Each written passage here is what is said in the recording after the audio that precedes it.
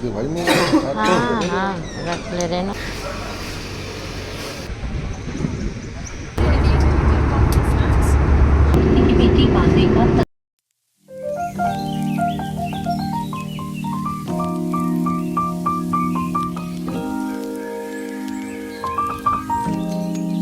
Hello friends, I hope आप सब बहुत ही अच्छे होंगे।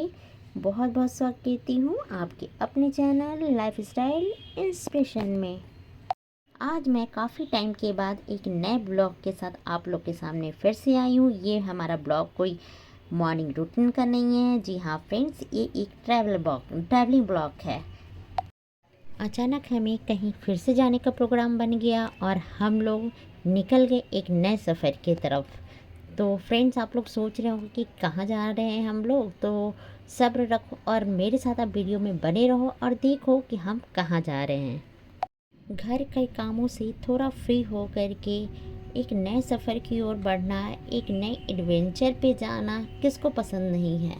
तो मुझे भी सर ये चीज़ें बहुत ही अच्छी लगी और जब ये प्रोग्राम बना तो मैं बिल्कुल ही ना ही नहीं बोल पाई। पहले तो मन बिल्कुल नहीं था, फिर देखा कि चलो आउटिंग हो जाएगी और इसी बहाने थोड़ा सा इधर उधर का घूमना हो जाएगा, थोड़ा मन फ्रेश हो जाएगा। तो मैंने हामी भर दी और हम लोग निकल पड़े। जब ये प्रोग्राम बन रहा था तो मेरा जाने का मन बिल्कुल भी नहीं था और उस समय मैं मायके में थी। मेरे से पूछा जा रहा था तो मैं बिल्कुल भी हामी नहीं भर रही थी। जब मैं मायके से आई 1 वीक के बाद फिर ये प्रोग्राम बना और फिर हम लोग निकल पड़े।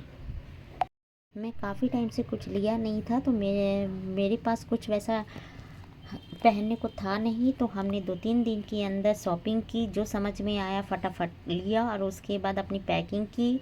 और फिर अगले दिन हम लोग नाइट की ट्रेन थी और फिर हम लोग नाइट की ट्रेन पकड़ करके सीधे दिल्ली आ गए।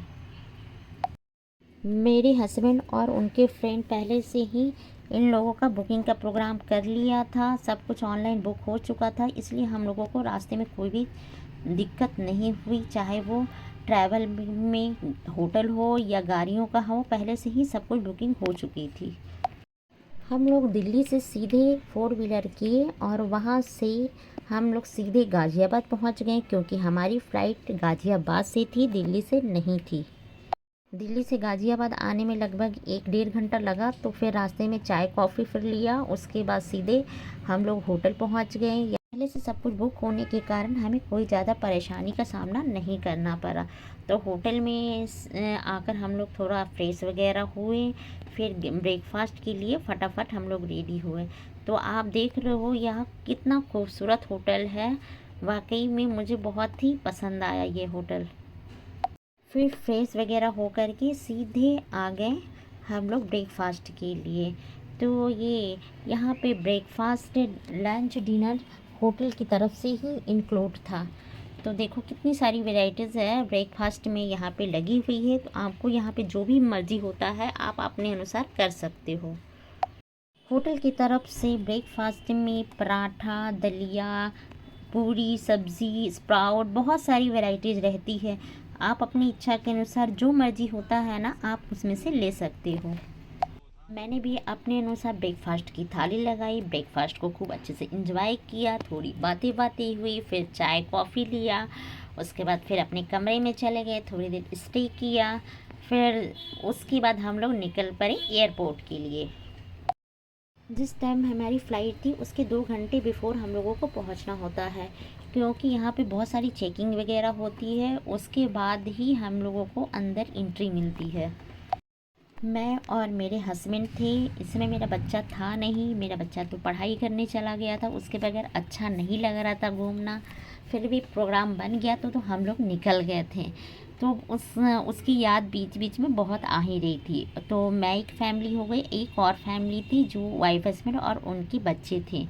तो हम लोग 2 पेयर मिल कर के हम लोग आउटिंग का प्रोग्राम के लिए निकल पड़े। बच्चे की याद तो हर माँ बाप को आती है, वैसे ही मुझे भी याद आ रही थी कि अगर बच्चा होता तो वो भी खूब इंजॉय कर लेता। क्योंकि वहाँ वो उसने 10th का पेपर दिया और तुरंत वो पढ़ाई के लिए बाहर चला गया। अगर वो होता ना तो हम लोग को और भी खुशी मिलती, पर वो हम लोगों ने बुलाया, ऐसा नहीं था कि नहीं बुलाया, बुलाया था पर वो आ नहीं पाया, क्योंकि अगर वो आता तो उसकी पढ़ाई डिस्टर्ब हो जाती, तो फिर हम लोगों ने भी छोड़ दिया।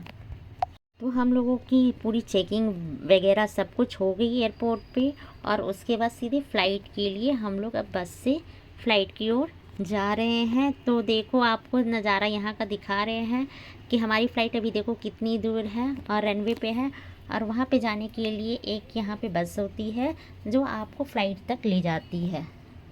हम लोग फ़्लाइट के अंदर आ चुके हैं, आपको वहाँ का व्यू दिखा रहे, फ़्लाइट के अंदर की व्यू देखो कितना मतलब बहुत ही अच्छा लगता है। और ये है बाहर का नज़ारा, कितना खूबसूरत बादलों के बीच में बहुत ही खूबसूरत नज़ारा होता है। हमारी फ़्लाइट का टाइमिंग है समथिंग 5 बजे की थी, और हमें जाना था ये गाज़ियाबाद टू बेंगलोर।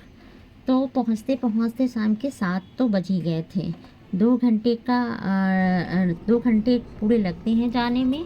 तो हम लोग यहाँ पे अब आ गए हैं बेंगलोर के लिए। हमारी 2 घंटे की जर्नी बहुत ही अच्छी रही। अब हम बेंगलोर एयरपोर्ट पहुँच गए हैं। अब हम आपको यहाँ का व्यू दिखा रहे हैं, बहुत ही खूबसूरत है बेंगलोर का एयरपोर्ट। वाकई में मैं फ़र्स्ट टाइम आई हूँ, पर मुझे बहुत ही खूबसूरत लगा। बहुत जगह की एयरपोर्ट देखी हूँ, पर यहाँ का जो डेकोरेशन है ना वह काफ़ी बहुत मतलब बहुत ही खूबसूरत है। आप तो देख ही रहे हो, देखो बहुत बड़े पैमाने पे ये बना हुआ है, और देखो कितना ही खूबसूरत हर चीज़ लग रहा है। फिर यहाँ पे उतर कर के हम लोग ने एक होटल लिया, वहाँ रात भर के लिए स्टे किया। हमारी फ़्लाइट मॉर्निंग की 6 बजे की थी, इसलिए हम लोगों को 4 बजे वहाँ से निकलना था। तो हम आपको वहाँ के होटल का व्यू नहीं दिखा पाए, हमने वहाँ का क्लिप लिया ही नहीं है। हमारी 6 बजे की फ़्लाइट थी, तो हम लोग 4 बजे वहाँ से निकल गए, क्योंकि 2 घंटे पहले एयरपोर्ट पे हम लोगों को आना होता है। मैं बेंगलुरु से सीधे पोर्ट ब्लेयर के लिए आ चुकी हूँ। ये है वहाँ का नज़ारा।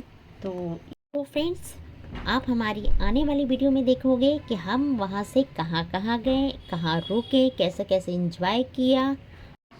तो फिर नए और इंटरेस्टिंग वीडियो के साथ मिलते हैं, तब तक के लिए बाय बाय।